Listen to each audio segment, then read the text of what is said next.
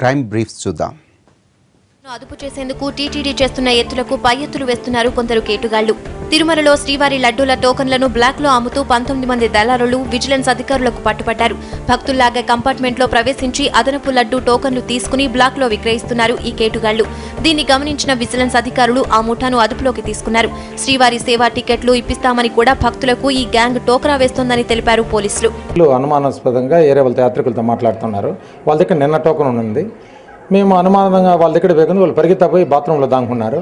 వాళ్ళని తీసుకొచ్చి విచారించగా ఇంకొక 4 పేర్లు చెప్పడం, మనుషులు చూపించడం జరిగింది. వాళ్ళను అందరిని తీసుకొచ్చి 10:30 వరకు 11-12 మంది దాకా పట్టాము.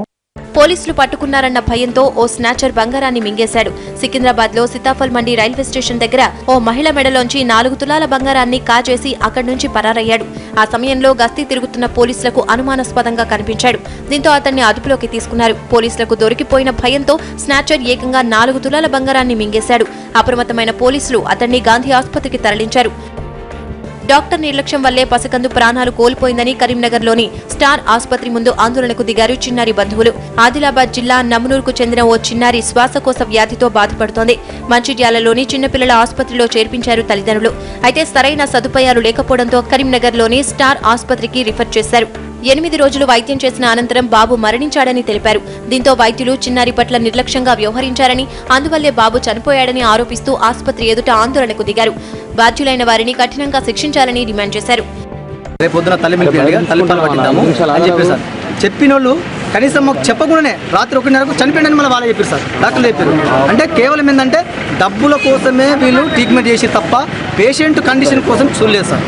న్యాయం చేయాలంటూ భర్త ఇంటి ముందు మౌన పోరాటానికి దిగింది ఓ యువతి. వరంగల్ జిల్లా వీరన్నపేటకు చెందిన యువతి అదే గ్రామానికి చెందిన రాజుని ప్రేమించింది. 2 ఏళ్ల క్రితం పెద్దల అంగీకారంతో పెళ్లి చేసుకుంది.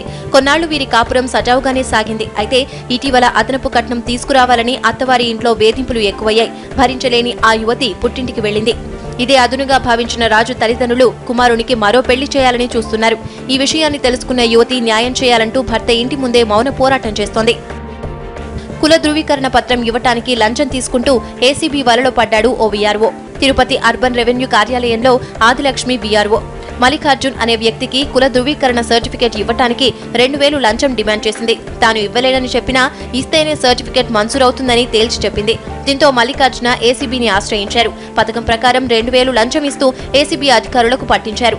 ఆదిలక్ష్మిని అరెస్టు చేసి స్టేషన్కు తరలించారు ఏసీబీ పోలీసులు.